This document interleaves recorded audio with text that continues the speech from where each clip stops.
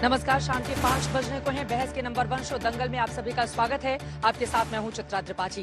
काशी में मौजूद हूं। काशी की बात होगी, काशी के लोगों के सवाल होंगे और काशी के भीतर क्या चल रहा है उसी पर मेहमानों से तीखे सवाल भी, क्योंकि आज जिला अदालत एक बार फिर से बैठी, लेकिन एक और नई तारीख के साथ बहुत सारे सवाल अपने पीछे छोड़ गई है।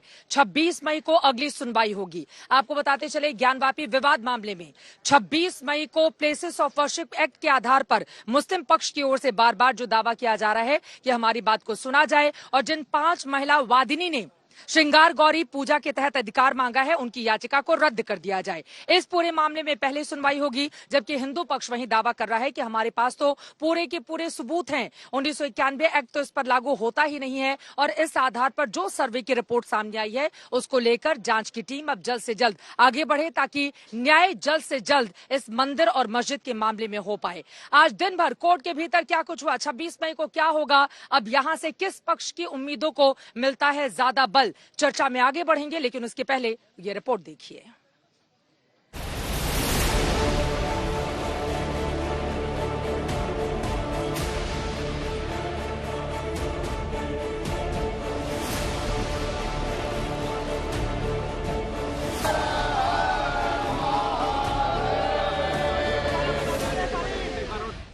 वाराणसी की जिला अदालत के बाहर हिंदू पक्ष के वकील और समर्थक जयघोष लगा रहे थे।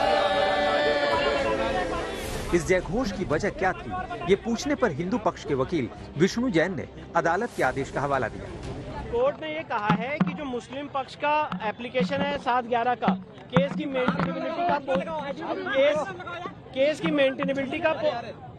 की मेंटेनेबिलिटी और पोषणीयता 7/11 का जो प्रश्न है उस पर सुनवाई 26 तारीख से होगी।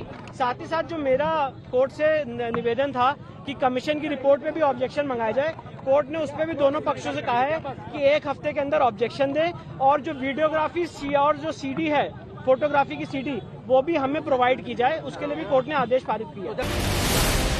अब आप इस आदेश को समझ, जिला जज के आदेश में सुप्रीम कोर्ट के 20 मई वाले आदेश का साफ साफ जिक्र है, जिसमें लिखा है कि 1908 के सिविल प्रोसीजर कोड के ऑर्डर 7 रूल 11 के तहत प्राथमिकता से सुनवाई होगी।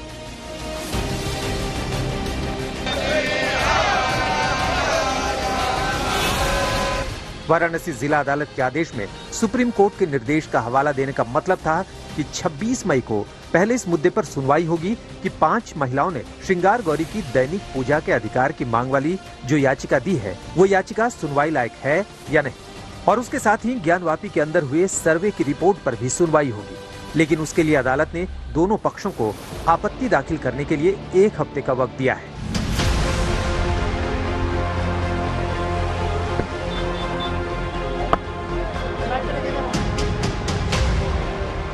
जिला जज के आदेश में लिखा है कि 19 मई 2022 को सिविल जज सीनियर डिवीजन कोर्ट ने जो आदेश दिया है वो वर्तमान में प्रभावी है और दोनों पक्ष 7 दिन के अंदर सर्वे रिपोर्ट पर आपत्तियां दे सकते हैं।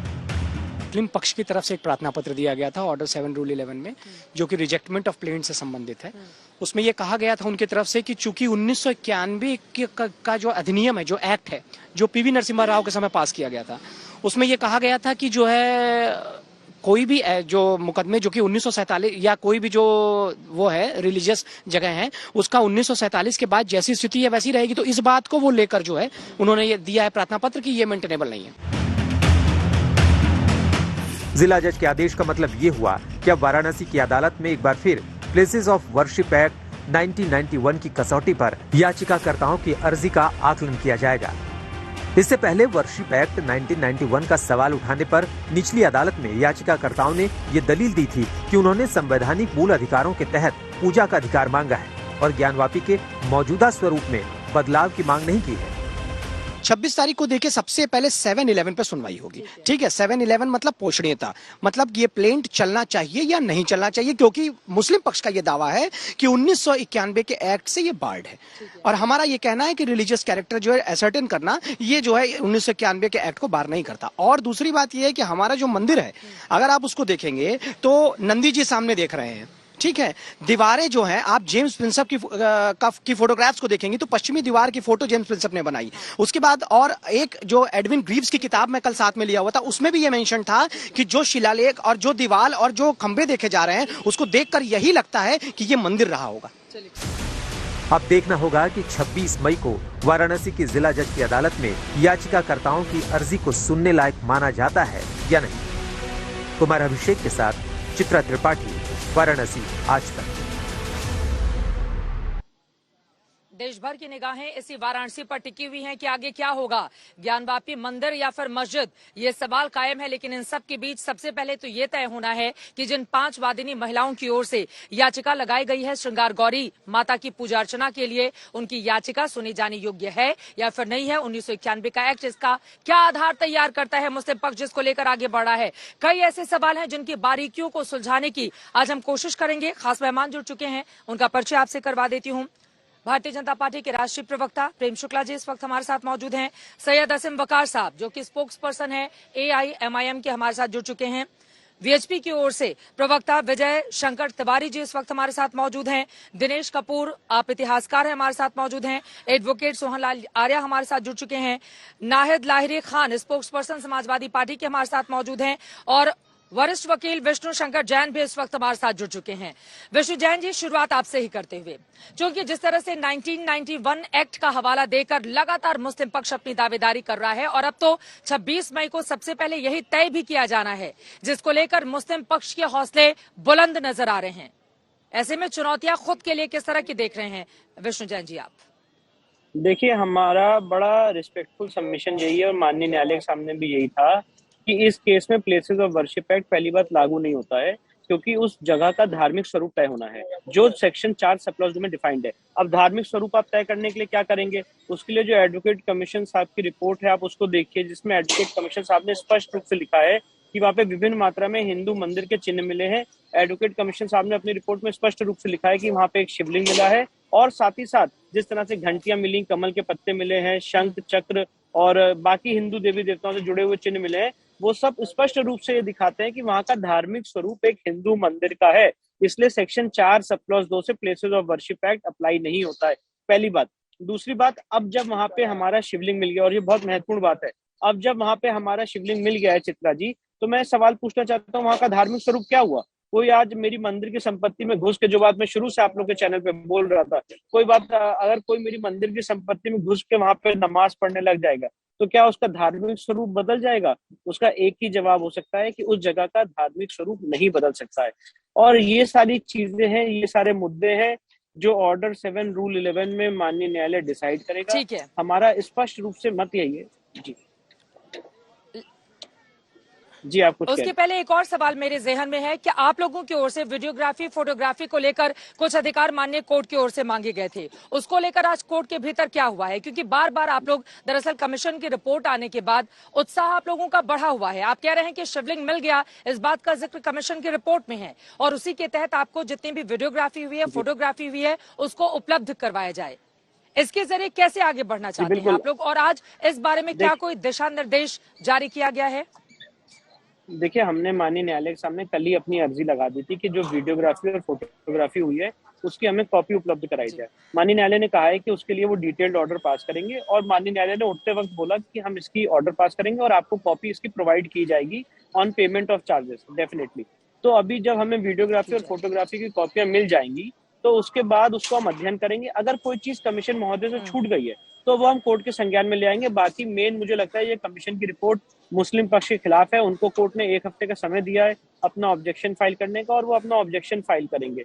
साथ ही साथ अब ये जो कमीशन की रिपोर्ट है, ये मैंने यही बात कल भी कोर्ट में रखी थी कि ऑर्डर 26 रूल 10 के तहत अब कोर्ट के रिकॉर्ड का पार्ट है और इसको भी साथ पढ़ा जाना है और जो धार्मिक स्वरूप तय होना है वो इसके आधार पे ही तय हो सकता है। तो हम अब जब से कोर्ट ने 26 तारीख को ये मामला सुनवाई पे लगाया है, जो पोषणीयता का विषय है उसको हम डिटेल में एड्रेस करेंगे, अपने सारे आर्गुमेंट्स रखेंगे। अभी तो मुस्लिम पक्ष को 26 तारीख को अपनी बहस शुरू करनी है, हम कोर्ट की प्रोसीडिंग्स में पार्टिसिपेट करेंगे और जो भी बातें हैं प्लेसेस ऑफ वर्शिप एक्ट का जो उनका ऑब्जेक्शन है उस पर हम जवाब देंगे उनको जब हमारा टर्न है। जी ठीक है, मैं सीधे असीम वकार साहब आपके पास आते हुए, जिस 1991 एक्ट को आप लोग आधार बना रहे हैं, विष्णु जैन तो सिरे से उसको खारिज कर रहे हैं, कह रहे हैं कि जिस ज्ञानवापी के मुद्दे को लेकर हम आगे बढ़ रहे हैं उस पर तो ये लागू ही नहीं होता है। तो आप लोग कितना भी इसको लेकर, उनका ये कहना है कि कहते रहें, ढोल बजाते रहें, लेकिन इसका कोई फायदा मुस्लिम पक्ष को मिलेगा नहीं, इस तरह का दावा किया जा रहा है हिंदू पक्ष की ओर से। देखिए, जब धर्म को मानने वाले लोग खत्म हो जाए और धर्म के साथ खिलवाड़ शुरू कर दिया जाए, किसी भी धर्म में, चाहे मेरा धर्म हो चाहे आपका धर्म हो, तो आप ये समझ लीजिए कि फिर वहां के ऊपर कोई तथ्य, कोई सच्चाई, कोई चलता नहीं है कुछ। मैंने 2-3 महंतों को सुना जिन्होंने बताया कि वो जो फव्वारा है उसमें 63 सेंटीमीटर तक जो सलाई डाली गई तो वो अंदर चली गई। विष्णु जैन साहब से पूछिए कि कौन सा ऐसा शिवलिंग है जिसमें बराबर से होता है, तो ये लौंडे लगेंगे। अब मसला ये है कि ये विवाद हमारे धर्म में नहीं पैदा कर रहे हैं, ये अपने ही हिंदू धर्म में पैदा किए थे। क्यों पैदा कर रहे हैं मुझे नहीं पता, क्या इनकी मंशा है, क्या है। 2-3 मैंने तो आपके उस दिन आपके चैनल पे भी क्या है विवाद हिंदू धर्म में? आपके बीच नहीं बोला मैं। आप कह रहे हैं कि हिंदू धर्म में ही विवाद पैदा कर रहे हैं, क्या नजर आ रहा है हिंदू धर्म में, किस तरह का विवाद दिखाई दे रहा है? देखिए, आपके ही चैनल पर मैंने उस दिन सुना महंत राजेंद्र तिवारी जी को, आप लोगों ने उनको बोलने नहीं दिया, खासकर आपसे मैडम कह रहा हूं। इससे पहले एक बार और राजेंद्र तिवारी जी को सुना, एक महंत और मैं कल सुन रहा था उनको, वो बताने लगे कि ये फव्वारा है, इसमें छेद है। मैंने कई बार देखा उसको। अब आप लोग मानने पे तैयार नहीं है। अब आपके सामने कानून की दुहाई देना, संविधान की दुहाई देना, जब आप मानने, मैं आपको बताऊं बड़ा मजेदार बात, अभी 4-5 दिन पहले एक चैनल पे मैं बैठा था। चलिए ठीक है, विष्णु जैन जी इस पर आप जवाब दे दीजिए, उसके बाद प्रेम शुक्ला जी मैं आपके पास आऊंगी। सर नहीं चाहते आप कहाँ बैठे थे और क्या डिस्कशन हुआ है, तथ्यों पर बात करते हैं। और ये बड़ा दिलचस्प है आसिम वकार साहब, ये बड़ा दिलचस्प है, इसी चैनल पर बैठकर अपने दिल की सारी बातें आप देश तक पहुंचाते हैं और फिर हमारे ऊपर आरोप लगा देते हैं कि हम बोलने नहीं देते। ये बड़ा दिलचस्प है। चले इसका सम्मान करते हुए विष्णु जी पहले उनके आरोपों पर आप जवाब दीजिए, उसके बाद प्रेम शुक्ला जी फौरन आती हूं आपके पास। चित्रा जी, सबसे पहली बात, अगर ये कह रहे हैं कि ये शिवलिंग नहीं है फव्वारा है, तो मैं तो असीम भाई से कह रहा हूँ ना कि चला के दिखाए ना। पर यहाँ पे तो कुछ और बोलते हैं और इनके जो पक्षकार हैं कोर्ट में कुछ और बोलते हैं। हमने कोर्ट में एप्लीकेशन लगाई है कि वजू खाने के नीचे जो दीवार है उसको हटाया जाए और दिखाया जाए कि भैया ये फव्वारे का पंप कहाँ से पानी आता है, कैसे खुला जाता है, तब तो उसके लिए बहुत बड़ा विरोध है। तो सवाल ये है कि आप सच्चाई लोगों के सामने आने नहीं देना चाहते हो, कोर्ट के सामने लाने नहीं देना चाहते हो। बस आप बोल दो फव्वारा है तो उसको हम मान लें, आप बोल दो तो मस्जिद हम मान लें, आप बोल दो कि वहां नमाज पढ़ने मान लें। ऐसे किसी भी जुडिशियल प्रोसीडिंग में कोई पार्टिसिपेट नहीं कर सकता है। और दूसरा चित्रा जी, मैं एक बात और बहुत इंपॉर्टेंट रखना चाहता हूँ, ये जो फव्वारे की पूरी थ्योरी है पता है क्या है? इन्होंने ये जो शिवलिंग था ये इनके कब्जे में था पिछले करीब पता नहीं कितने सालों से, और जिस तरह से शिवलिंग को इन्होंने डिस्ट्रॉय किया है, उसमें छेद किया है, अब आज छेद करने के बाद बोल रहे हैं फव्वारा है। तो पहली बात, आपने मेरे शिवलिंग के कैरेक्टर को बदला, उसको आपने खंडित किया, उसमें आपने छेद किया। अब आज आप अपने ही गलती का फायदा उठाना चाहते हो और जो फव्वारा कह रहे हैं वो दिखाए ना चला के कि फव्वारा कैसे चलता था, कितने सेंटीमीटर छेद गया था, क्या गया था, और पूरा उसका एग्जामिनेशन हो जाए कि नीचे तक कहाँ जाता है शिवलिंग। जो पीछे वजू खाने बोले ना असीम वकार साहब यहाँ पे आज आपके चैनल पे कि मैं रेडी हूँ दिखाने के लिए कि फव्वारा कैसे चलता है, बोले ये बात, पर तब नहीं बोलेंगे, तब कहेंगे कि नहीं किसी महंत ने ये कहा वो कहा। भैया टू द पॉइंट आइए कि फव्वारा है तो नीचे मैं वजू खाने की दीवार तोड़ने को रेडी हूँ और दिखाने को रेडी हूँ कि फव्वारा कैसे चलता है। मैं तो आपको चैलेंज कर रहा हूँ, आप दिखाइए और बोलिए अपने पक्षकारों को, कोर्ट के सामने स्टेटमेंट वो देश के सामने आ जाएगा। वकार साहब, छिपाने की जरूरत ही नहीं पड़ेगी, और विष्णु जैन अगर गलत आरोप बता रहे हैं तो वो खुद भी एक्सपोज हो जाएंगे, लेकिन उसके पहले तो आपको हटाना पड़ेगा ना वो मलबा, आपको दिखाना पड़ेगा ना कि क्या है वहां पर चीजें। तो किस चीज को छिपाने की कोशिश की जा रही है? आखिर इतना ज्यादा छिपा के फोटो नहीं आए, कमीशन रिपोर्ट नहीं आए, ये नहीं हो वो नहीं हो, कोई जानकारी सामने नहीं आए, इतना ज्यादा छिपाने की जरूरत इसे देश के साथ क्यों है आखिर वकार साहब? नहीं, कोई छिपाने की कोशिश नहीं की जा रही है। और विष्णु जैन साहब की इस बात से मैं मुत्तफिक हूं कि अगर वो फव्वारा है तो चलेगा, लेकिन मसला ये है कि अब आप अपनी ही रिपोर्ट बना के आप ही लोग घेर कर आप ही सब शुरू कर दें।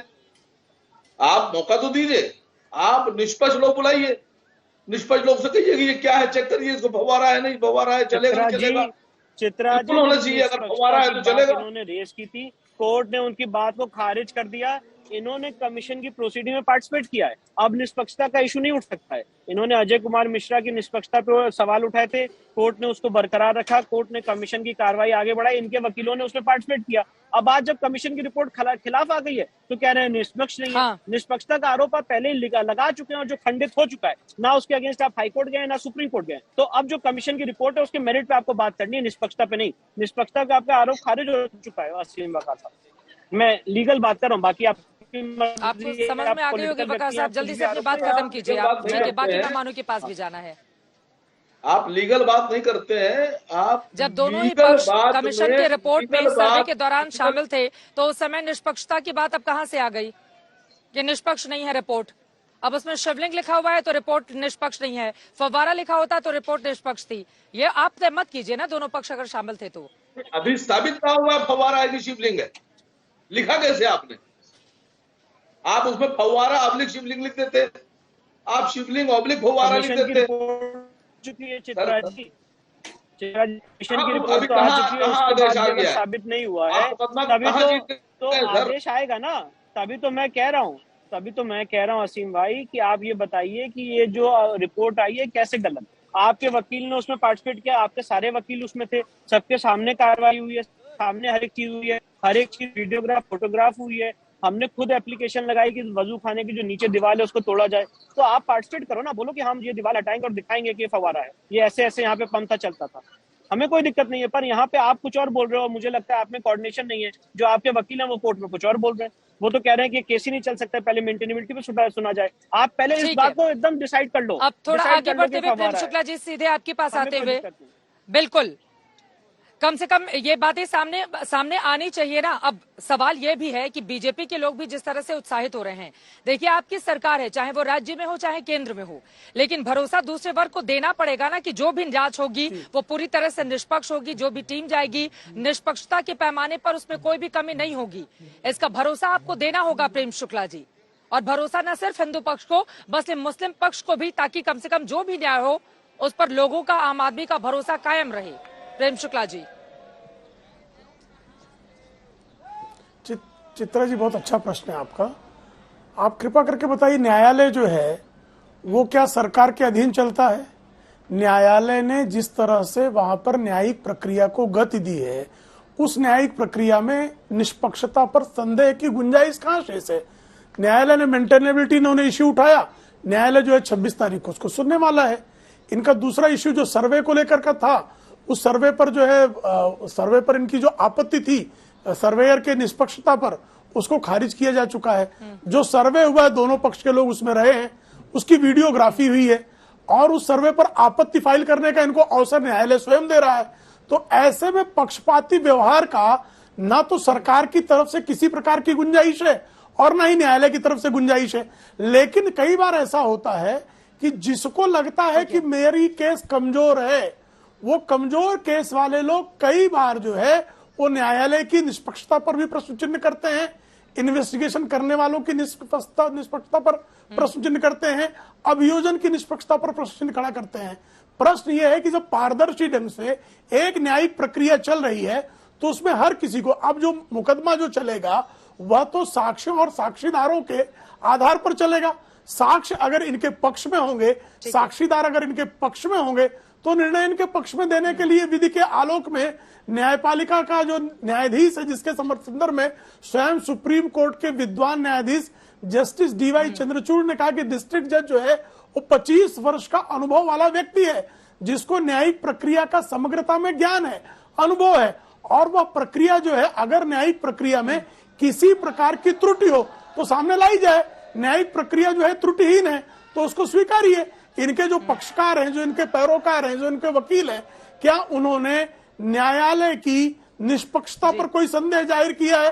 तो नहीं जाहिर किया है। अब राजनीतिक व्यक्तियों को उसमें राजनीति का अवसर देखते हुए अनावश्यक जो है एक वर्ग विशेष को, संप्रदाय विशेष को उत्तेजित करने पर आमादा है, तो यह उनकी अपनी राजनीति है, इसका उस मामले से कोई लेन देन नहीं है। नाहिद लाहिरी जी, ये बात तो सच है ना जो इस वक्त प्रेम शुक्ला जी कह रहे हैं कि पूरा तो मामला सुप्रीम कोर्ट के दिशा निर्देशों को आधार बनाने की ओर बढ़ रहा है। तो कमीशन रिपोर्ट पर सवाल खड़े कर दो, कमीशन की टीम पर सवाल खड़े कर दो, कह दो निष्पक्ष नहीं है जांच। अभी से इस तरह का माहौल बनाने की कोशिश क्या सिर्फ वही वर्क करता है जिसका आधार कमजोर होता है, जैसा कि प्रेम शुक्ला दावा कर रहे हैं? चित्रा जी देखिए, अब 26 तारीख को सुनवाई होनी है। मैं तो अपील करती हूँ सभी लोगों से कि सभी लोगों को संयम भी बरतना चाहिए और इंतजार करना चाहिए 26 तारीख का। और विशेषकर दोनों पक्षों से मैं अपील करना चाहती हूँ कि सभी लोग संयम बरतें, क्योंकि जो भी फैसला आएगा वो माननीय न्यायालय फैसला लेगा। अभी दोनों पक्षों के, अभी एक वकील साहब की भी मैं बात सुन रही थी, तो दोनों पक्षों के जो वकील हैं, जाहिर सी बात है वो अपनी बात अपने ढंग से कहेंगे, लेकिन अल्टीमेटली माननीय न्यायालय ही फैसला करेगा और जो फैसला करेंगे माननीय न्यायालय वो कानून के अंतर्गत करेंगे। अभी मैंने सुना कि एक वकील साहब बता रहे थे कि ये मिल गया वो मिल गया, ठीक है वो बात कह रहे कि ये मिल गया वो मिल गया, लेकिन अब ये प्रूफ कहाँ हुआ? ये तो माननीय न्यायालय में प्रूफ होगा कि क्या मिला क्या नहीं मिला। वहां फव्वारा है कि शिवलिंग है, ये भी माननीय न्यायालय में प्रूव होगा कि वहां क्या है। मैं तो ये कहना चाहती हूँ कि माननीय सुप्रीम कोर्ट ने अनेकों बार कहा कि जो केसेस कोर्ट में जिनका ट्रायल चल रहा है उनका मीडिया ट्रायल ना हो, लेकिन बड़े अफसोस के साथ मैं कहना चाहती हूँ कि अनेकों चैनल, मैं आपके लिए नहीं कहना चाहती, आप अनबायस्ड हैं, लेकिन अनेकों मैं देख रही हूँ चैनल भी और विशेषकर बीजेपी के प्रवक्ता कंटिन्यूअस इस मुद्दे पर मीडिया ट्रायल कर रहे हैं। यहाँ तो अभी मैंने सुना प्रेम शुक्ला जी, वो ऐसी कोई बात उन्होंने नहीं की ऑल तो, लेकिन अधिकतर इनके प्रवक्ता भी जो है मीडिया ट्रायल कर रहे हैं डिबेट्स पर बैठकर। और बल्कि मैं तो ये भी कहना चाहूंगी, क्या चाहे ज्ञानवापी का मुद्दा हो, चाहे अन्य तमाम मुद्दे जो उठ रहे हैं वो या तो बीजेपी द्वारा उठाए जा रहे हैं या इनके हिडन मित्रों द्वारा, अदृश्य मित्रों द्वारा ये मुद्दों को उठाया जा रहा है, क्योंकि ये बुनियादी सवालों का जवाब नहीं देना चाहते। ये नहीं जवाब देना चाहते, गौ हमारी माता का नारा लेकर आए थे ये लोग, और ये जवाब नहीं देना चाहते कि बांदा में क्यों 250 गौवंश को जिंदा दफना दिया गया, क्यों गाजियाबाद में 100 की गौशाला में भीषण आग लगी और बड़ी संख्या में जिंदा जल गई गाय, क्यों श्रावस्ती, बदायूं या लखनऊ में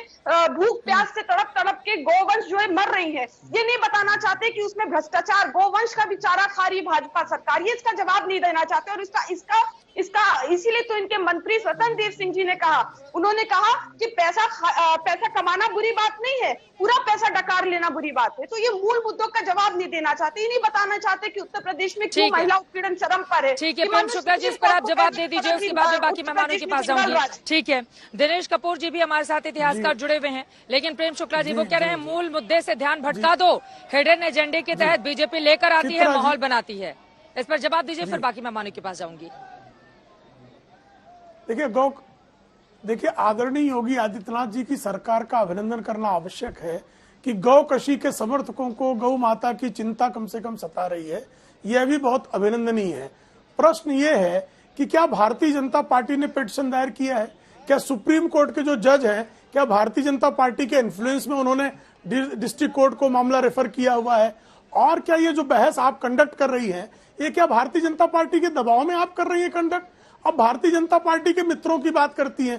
भारतीय जनता पार्टी के 18 करोड़ सदस्य हैं, बहुत सारे मतदाता हैं। अगर उन मतदाताओं ने अगर अपने नागरिक अधिकारों का सदुपयोग करके अगर न्यायालयीन प्रक्रिया में संविधान के तहत अगर किसी अधिकार के लिए दुहाई दी है, तो इसमें भारतीय जनता पार्टी का दोष क्या है? आपके समाजवादी पार्टी के सांसद शफीकुर रहमान बर्क कहते हैं कि ज्ञानवापी मस्जिद को लेकर हम खून की नदियां बहा देंगे।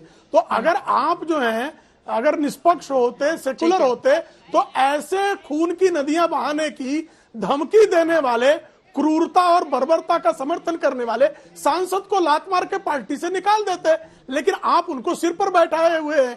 तो इस मामले का विकृत सांप्रदायिकरण करने का दुष्कर्म अगर कोई कर रहा है तो सेकुलर कहलाने वाली विकृत सांप्रदायिक पार्टी है।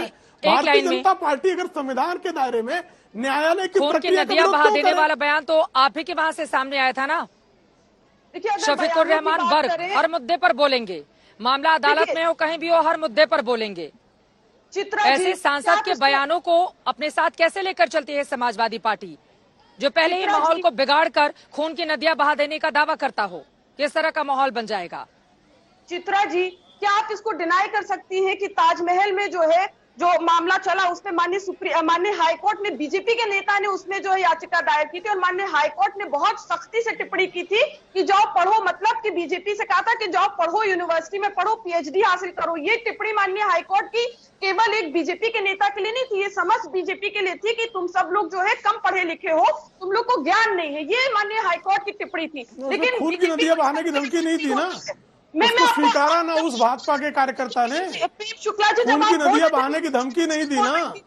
जब आप बोल रहे थे मैं बीच में कुछ नहीं बोल रही थी। मैं सिर्फ आपसे विनम्रता पूर्वक पूछ रहा हूँ, उसमें खून की नदियां बहाने की धमकी नहीं आई ना। तो मैं आपसे खून की नदियां बहाने की धमकियों पर बोलिए ना। कोई अगर न्यायालय गया है, न्यायालय ने उसको अस्वीकार कर दिया, उसने न्यायालय का जो है आदर किया, लेकिन आप तो खून की नदियां बहाने लगती है ना, आप तो हिंसा का सहारा लेने लगती है ना। आपके अखिलेश सिंह यादव जो है समग्र हिंदू मूर्तियों का अपमान करने लगते हैं ना। बड़ी संख्या में लोगों की मृत्यु हो गई, धरती खून से लाल हो गई, तब भाजपा को दुख नहीं हुआ? भाजपा के भ्रष्टाचार के चलते जो शमशान घाट की छत धराशायी हुई थी, इसका नहीं चाहते। खून की नदियां किसने भ्रष्टाचार नहीं करती है। वो जो लंदन में बंगला बनाता अखिलेश सिंह यादव बेहिसाबी संपत्ति के लिए जो कांग्रेस के आगे दुम हिला रहे कोरोना के पहले और सेकेंड वेव में जो कुछ हुआ वो दुखद था। अब उससे आगे बढ़कर उन चुनौतियों को समझकर उससे कैसे निपटा जाए, उससे निपटने की चुनौती हमारे सामने है। लेकिन नाहिद लाहिरी, इस वक्त हम ज्ञानवापी के मुद्दे पर चर्चा करने के लिए बैठे हैं। मुझे नहीं लगता है कि बनारस से आपको कभी आगरा, कभी राजधानी दिल्ली, कभी लखनऊ वहां जाना चाहिए। मेन मुद्दे पर आते हैं। शफीकुर रहमान बर्क की जगह जरा सोचिए, अगर सत्ताधारी पार्टी का सांसद होता और खून की नदियां बहा देने का दावा वो करता, तो फिर आज की स्थिति क्या होती? इस बारे में आप लोगों को सोचना चाहिए कि एक सांसद की ओर से और किसी पार्टी से वो ताल्लुक रखता हो, अगर इस तरह का गैर जिम्मेदाराना बयान देता है तो इससे माहौल कितना ज्यादा खराब होता है। इससे आगे बढ़ते हुए अब मैं बाकी मेहमानों के पास आते हुए सीधे सोहनलाल आर्य जी आपके पास आते हुए, बार बार आप कह रहे हैं वजूखाने के नीचे शिवलिंग है, मलबा हटाया जाए, वहां खजाना मिलेगा, तमाम तरह के आपके दावे हैं। लेकिन माना यह भी जा रहा है कि कोर्ट की ओर से आप लोगों को थोड़ा झटका भी लगा है क्या? अभी तो मुस्लिम पक्ष जो चाहता है उसी मामले पर सुनवाई आगे बढ़ेगी, उसके बाद ही बारी आप लोगों की आएगी। कहां पा रहे हैं खुद को आज की तारीख में? कल मैडम आज जो है माननीय सुप्रीम कोर्ट के गाइडलाइन के अनुसार जिला जज माननीय विश्वेश जी ने स्पष्ट कहा कि 26 तारीख से सुनवाई जारी होगी। सभी वाद क्रमशः जारी होंगे और इसमें जितने भी जो है, इसके बाद जो हम लोग ऑडियोग्राफी है, फोटोग्राफी है, चिप है, उनकी मांग की है तो क्या आप लोग शुल्क देकर ले सकते हैं। स्पष्ट है कि जो जांच कमीशन था वह मंदिर समर्थकों के हित में है। पूरे जांच कमीशन अगर हमको कुछ 30 सेकंड का अवसर दें तो आप हमें स्पष्ट कर दें जांच कमीशन ने क्या क्या था। जांच कमीशन ने मंदिरों की जो है घंटियों की कतारें थी और त्रिशूल की कतारें थी।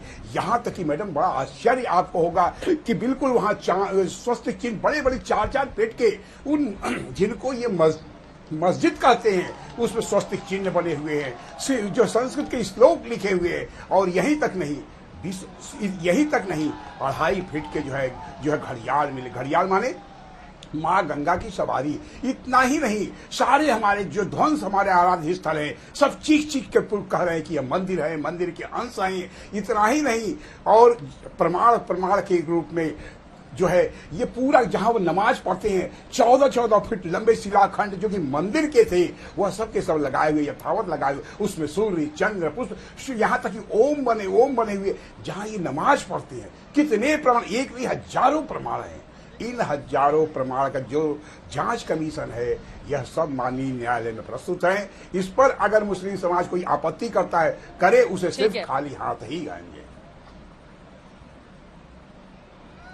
ठीक है, आपको लग रहा है कि मुस्लिम समाज के हाथ खाली रह जाएंगे इस पूरे मामले में? विजय शंकर तिवारी जी भी हमारे साथ जुड़े हुए हैं, लेकिन उसके पहले दिनेश कपूर जी मैं आपके पास आते हुए जरा इतिहास के आईने को अगर हम टटोल कर देखें तो उसमें ये ज्ञानवापी का जो सच है वो क्या निकलकर सामने आता है। इसी के साथ ही हिंदू पक्ष की ओर से यह भी दावा किया जाता है कि दरअसल ज्ञानवापी का मस्जिद के तौर पर पहली बार जिक्र 1883-84 के आसपास आता है। मैं चाहूंगी इसके पीछे का सच क्या है, इतिहास इसको लेकर क्या बताता है, जरा उसके बारे में हमारे दर्शकों को जानकारी दें आप। मैं कई बार बता चुका हूं, क्योंकि ज्ञानव्यापी के ऊपर इतनी चर्चाएं हो रही हैं कि बार बार उसको रिपीट करते हुए ठीक नहीं लगता। आप देखें तो स्कंदगुप्त से लेकर और जो 22 साल पहले पिटीशन डाली गई थी उसकी टाइमलाइन हर एक को पता है, पर कई बार ये होता है कि दे चूज टू इग्नोर। मैं एक एक करके ना इनकी वसीम बकार साहब की बात का जवाब देना चाहूँगा। यहाँ 4-5 बातें हुई हैं जिनके बारे में मैं ये कहना चाहता हूँ कि ये ध्यान भटकाने वाली बात करते हैं पहले तो कि जी ध्यान भटकाने के लिए कर रहे हैं। मुझे एक बात बताइए वसीम बकार साहब कि ध्यान लगाने की आपने कौन सी बात की? आपने मुसलमानों के लिए कौन सा ऐसा अच्छा काम कर दिया जो लगे कि भाई ये तो ध्यान भटका रहे हैं? और महंगाई के लिए आपने क्या कर लिया? जॉब्स के लिए आपने कुछ किया? उन्हीं वो भी आप भी वो नहीं करते हैं जो ये कम से कम कुछ तो कर रहे हैं, और कुछ करेंगे तो कुछ सही भी होगा और कुछ गलत भी। तो ये मत कहिए आपके ध्यान भटका रहे हैं। और चित्रा जी, जहां तक क्या आप डायरेक्ट सरकार पे निशाना साध रहे हैं? मतलब आप आसिफ बकार का नाम लेकर मोदी जी को आईना दिखा रहे हैं? नहीं, मैं आपकी बात को दोहरा रहा हूँ वसीम वकार साहब, आप बुरा मत मानिएगा। मैं एक अदना सा इतिहासकार हूँ, आप इतने बड़े नेता हैं, आपको थोड़ा सा जिम्मेदारी से बोलना चाहिए। ये कह रहा हूँ मैं कि बीजेपी वाले ध्यान भटका रहे हैं। आप कौन सा क्या ऐसा काम कर रहे हैं जिससे ये लगे कि आप तो कर रहे हैं देश के लिए, नेशन के लिए, मुसलमानों के लिए, हिंदुओं के लिए, और वो नहीं कर रहे हैं? ये क्या बात है? सुनिए सर, मैंने कई बार महंगाई पर, रोजगार पे, विदेशी कर्जों पर, लोन पर बात की, लेकिन मीडिया कहती है आप ऐसी बात क्यों कर रहे हैं?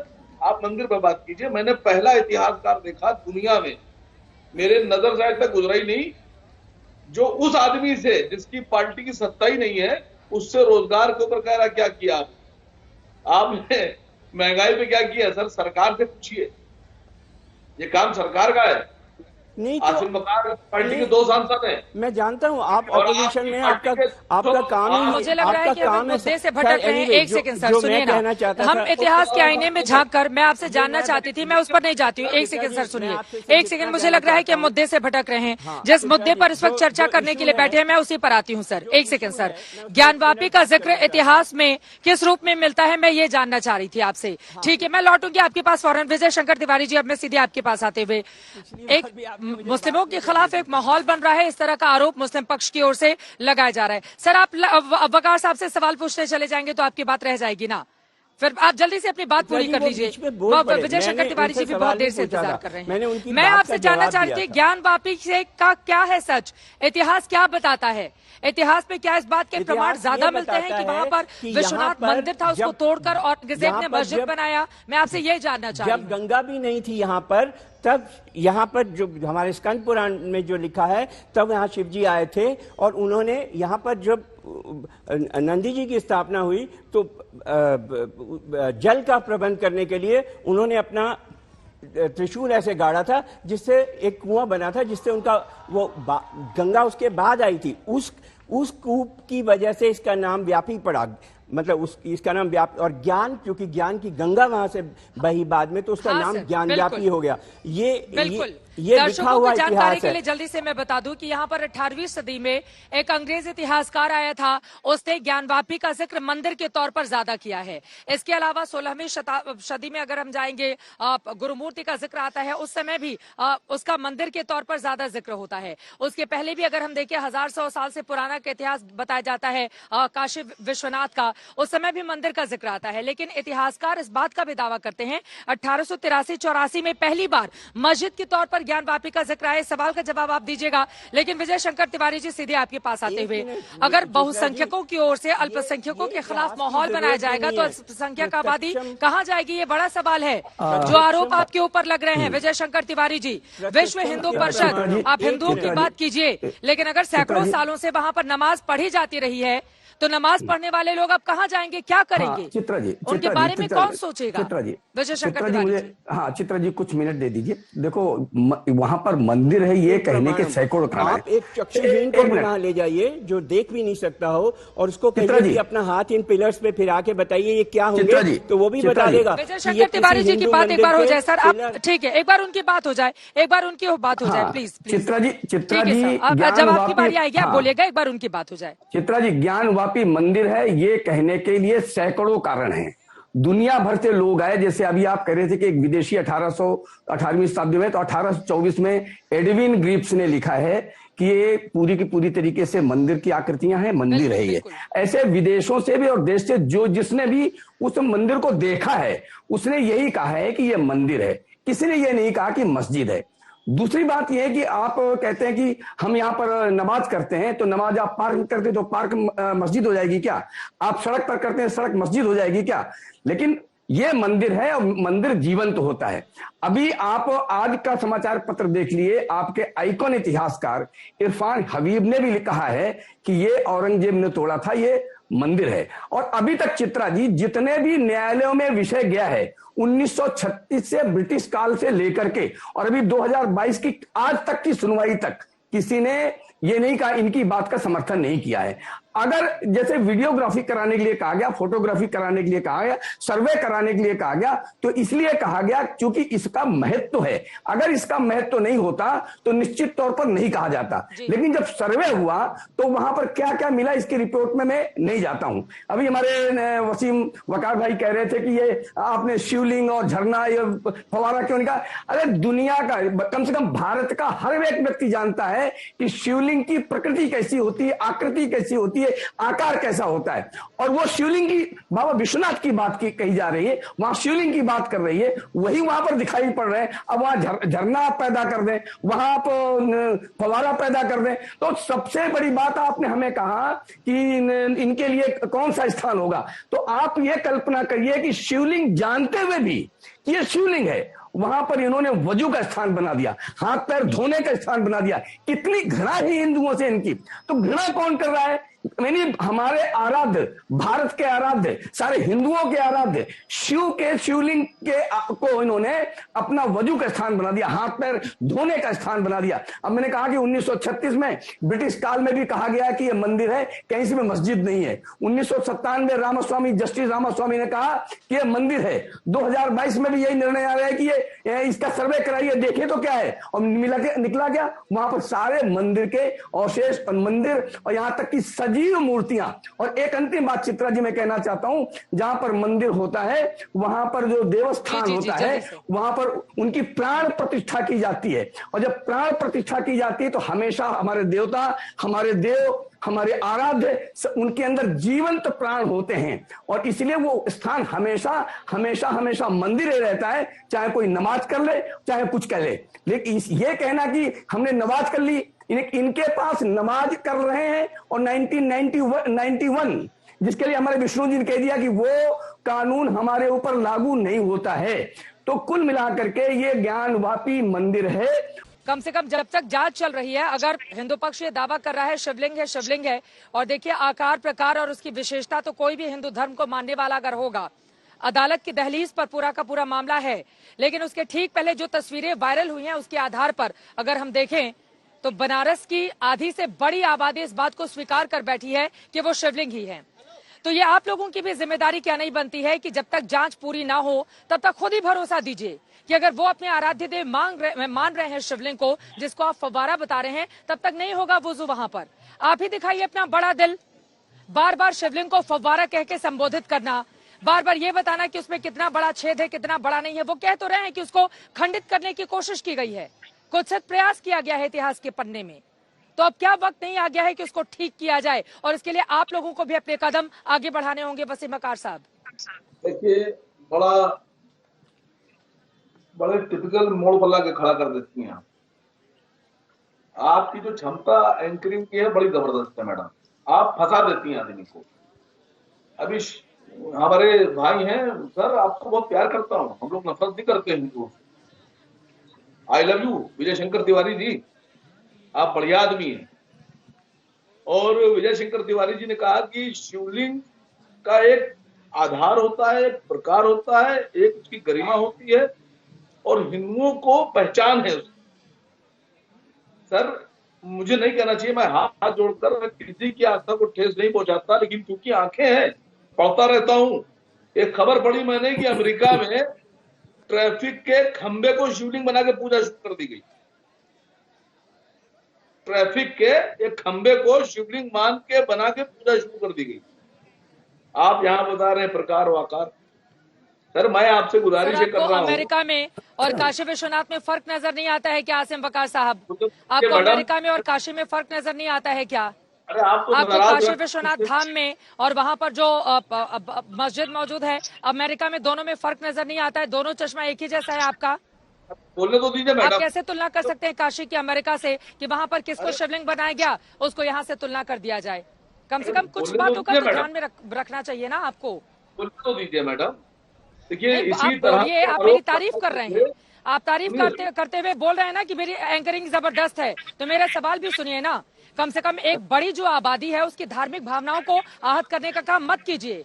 आपके लिए होगा फव्वारा वो, लेकिन एक बड़ी आबादी उसको शिवलिंग के तौर पर अगर देख रही है तो थोड़ा शब्दों का चयन भी सोच समझ कर कीजिए। कि अमेरिका में एक चीज को शिवलिंग मान लिया गया, पूजा शुरू कर दी गई, अरे ये क्या बात होती है? सुनिए अब हमें बोलने नहीं देती है भाई, मैं तो आप तो नाराज रहती है मुझसे। मैं आपसे कह रहा हूं कि कैसे साबित होगा? अगर कल को ये फव्वारा साबित हो गया तो क्या कीजिएगा? जैसे मैंने एक बार बाबरी मस्जिद के मामले में पूछा था कि जैसे न्यायालय ने कहा कि वहां कोई मंदिर तोड़कर मस्जिद नहीं बनाई गई, ये न्यायालय ने कहा, तो आपने कहा साहब ये तो मेरा गर्भगृह है, यहाँ ये हुआ, यहाँ ये हुआ। न्यायालय ने कहा वहां कोई मंदिर ही नहीं था, मस्जिद तोड़ के मंदिर तोड़ के मस्जिद बनाई नहीं गई वहां, वो आप गर्भगृह बता रहे थे। अब आप ये बताइए, आप हिंदुओं क्या बताइए? अभी तो आ जाने दीजिए कोर्ट का फैसला, लेकिन साक्ष्यों के आधार पर हिंदू पक्ष जहां तमाम तरह की साक्ष्य प्रस्तुत कर रहा है, तो मुस्लिम पक्ष के पास 1991 का वर्ष पैक्ट ही है ना। अगर दोनों को यहीं पर, एक सेकंड सर सुनिए, कोर्ट में पूरा मामला हम बहस कर रहे हैं, बहस करना हमारा काम है ना। कोर्ट पे जो चर्चा हो रही है वकीलों की दलील के आधार पर हम बहस कर रहे हैं, और बहस को आगे बढ़ाते हुए प्रेम शुक्ला जी वकार साहब जो दावे कर रहे हैं क्या गलत है उसमें? वो कह रहे हैं कई जगहों पर ऐसा होता है जब जबरदस्ती साबित किया जाता है कि यहाँ तो शिवलिंग है, शिवलिंग है, क्या वही काम किया जा रहा है यहाँ पर भी? इस तरह आघात कर रहे हैं। जी नहीं, देखिए पूरी दुनिया के हिंदुओं, हमें आश्चर्य है कि वकार साहब बिना हिंदू भावनाओं को देखे ही फुहारा कर रहे हैं। मैं उस समय जांच कमीशन में था, आखिर जांच कमीशन में मैं स्वयं था। वकार साहब आप बेवजह सुन रहे, मैं जांच कमीशन में था, मेरे सामने सब कुछ हुआ जो है, और आप बेवजह जो है, मैं जांच कमीशन, वकार साहब क्षमा करें मैं कुछ सेकंड में स्थिति स्पष्ट कर दूं, जांच कमीशन में था, मेरे सामने मैं स्वयं कहने वाला हूं, एजाज साहब थे, एजाज साहब से हम कहे कि क्या है, क्या फव्वारा? हम कहा ठीक, बहुत अच्छी बात है, हम भी फव्वारा मानते हैं, आप इसको चला के दिखाइए। कर भाई चलेगा नहीं, क्यों नहीं चलेगा? कहीं इसमें सिस्टम नहीं है, हमका पानी का सिस्टम है क्या? नहीं। हमका ड्रेनेज का सिस्टम, कहीं फव्वारा का सिस्टम नहीं। एजाज साहब से हमने कहा कि ये कब से बंद है? कहे 50 साल से। हमने क्यों? कहे जब हम छोटे से थे तब से देखे, तब से बंद है। एजाज साहब मेरे सामने ये सब बातें, और ये सब उनकी सहमति से पूरा कमीशन रिपोर्ट में लिखा भी है, ये पूरा दर्ज है जिसका जिक्र आप कर रहे हैं, कमीशन रिपोर्ट में लिखा हुआ है। पूरा फव्वारे को चलाने के लिए जब कहा गया तो किसी ने कहा 20 साल से बंद है, किसी ने कहा 12 साल से बंद है, किसी ने कहा हमें पता ही नहीं कि कब वो आखिरी बार चला था। कमीशन की रिपोर्ट में इस बात का जिक्र है। 50 साल एजाज साहब का 50 साल, ये पूरा का पूरा उसमें दर्ज। हम माननीय जो है स्पष्ट कहते हैं कि सब पूरा ये जांच कमीशन मैडम पूरी सहमति से, वादी पक्ष हो या प्रतिवादी पक्ष हो, पूरा गंगा जमुनी संस्कृति के तहत एक साथ जब कोई कहता था दूसरा पक्ष सुनता था, कोई भी हस्तक्षेप नहीं करता। जैसे ही हम लोग कहे शिवलिंग, वह भी हाथ प्रभ हो गए। हम कहे फव्वारा, हम कहे फव्वारा चला के दिखाइए। माफी के साथ वक्त हमें इतने की इजाजत देता है। आप तमाम मेहमानों का बहुत शुक्रिया हमारे साथ इस चर्चा में शामिल होने के लिए। कमीशन की रिपोर्ट देश के सामने है, बहुत जल्द ही वीडियोग्राफी और फोटोग्राफी जो हुई है वो भी जो वादी पक्ष जिन्होंने याचिका लगाकर मांग की है वो उनको सौंप दी जाएगी कोर्ट की ओर से। आज इस बारे में अपनी बात कही गई है, लेकिन आगे क्या होगा ये बड़ा सवाल कायम है। 26 मई को जब अगली सुनवाई होगी तो मुस्लिम पक्ष कितनी मजबूती से अपने आधार को साबित कर सकता है सबूतों के आधार पर, और 5 जो वादी महिलाएं हैं उनकी याचिका को खारिज करने के बाद क्या वो पुख्ता तौर पर प्रमाणित करते हुए खारिज करवा पाता है, या फिर हिंदू पक्ष अपनी बात को आगे बढ़ाने में रहेगा कामयाब? इस पर रहेगी आज तक की नजर।